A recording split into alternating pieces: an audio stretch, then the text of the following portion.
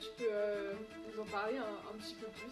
Ouais, bah oui. Tu m'avais dit non, franchement, ça aurait été très court l'épisode. Après un match amical, il y a un peu plus d'1 an, où Marinette, de son prénom, qui a une compagnie en fait, de danse, est venue m'aborder pour me dire qu'elle avait un projet, qu'elle avait toujours rêvé réaliser ce projet avec moi, et m'a demandé si j'avais du temps à lui accorder. Donc on s'est vu une semaine après. Et donc elle m'a expliqué qu'elle avait déjà réalisé ce projet-là avec le centre de formation de Bourges, qui en fait alliait le basket et de la danse. Mais alors pas purement je danse, mais plus utiliser des mouvements de basket avec le ballon, avec la sonorité du dribble, et aussi en fait la gestuelle, par exemple d'une meneuse quand elle annonce ses systèmes, par rapport à son rôle, par rapport aux autres, et en fait de chorégraphier tout ça. Donc parce qu'à un moment donné j'aime bien les challenges, parce que j'aime bien aussi sortir de ma zone de confort, et que j'avais envie de sortir de ma zone de confort, j'ai accepté, sans vraiment savoir où j'allais, quoi. Et donc, l'an dernier, en fait, il y a eu pas mal de répétitions, et donc j'ai fait ma première à Nanterre. Donc j'ai fait l'avant-première du groupe Les Basketteuses de Bamako. Donc il y a quand même une tournée mondiale, hein, Les Basketteuses de Bamako. Donc c'était assez extraordinaire et très très stressant. Ça a été un de mes pires moments de stress.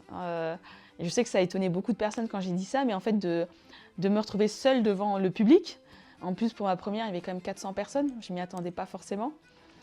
Et puis ça s'est super bien passé. Il y a eu une semaine après, il y a eu une autre représentation à Grand-Pré, où là vraiment c'était le cœur du spectacle, c'était moi. Donc il y avait mon spectacle, et derrière on diffusait en fait un de mes matchs où c'était Romuald et moi qui commentions. Donc à chaque temps mort du match, il y avait une vraie fanfare qui jouait.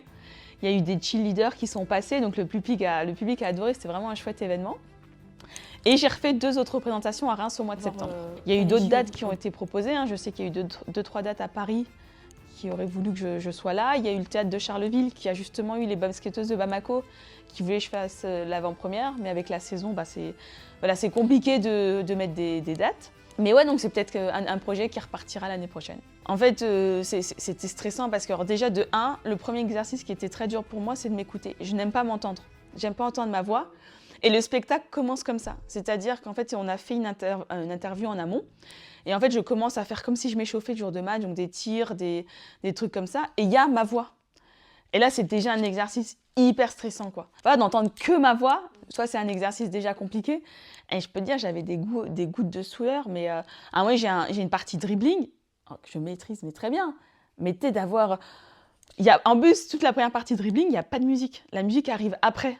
Oh, mais laisse tomber, j'ai transpiré, j'ai plus transpiré sur ces événements-là que le jour de match, quoi. Ça devait être ma dernière saison. Donc c'était se dire, je vais arrêter, et j'ai envie d'essayer quelque chose d'autre, mais qui est toujours en lien avec le basket. Et en fait, me mettre finalement à nu, être seule, devoir apprendre des choses toute seule, devoir me confronter à la critique, mais seule. Et aussi, en fait, il y avait aussi ce côté beau de mettre en lumière la gestuelle de basket sans ballon. Mais en fait, c'est une expression corporelle. Et grâce à Marinette, elle m'a fait ressortir des émotions, les mêmes émotions que j'avais les jours de match, sans être le jour de match, quoi. Et j'ai trouvé ça génial, tu vois. Je me suis dit, mais ouais, on fait vraiment un beau métier, quoi. Et puis c'était beau à voir, cette fluidité, ces changements de rythme, ces mouvements. Et ouais, ça a été chouette de vivre cette expérience.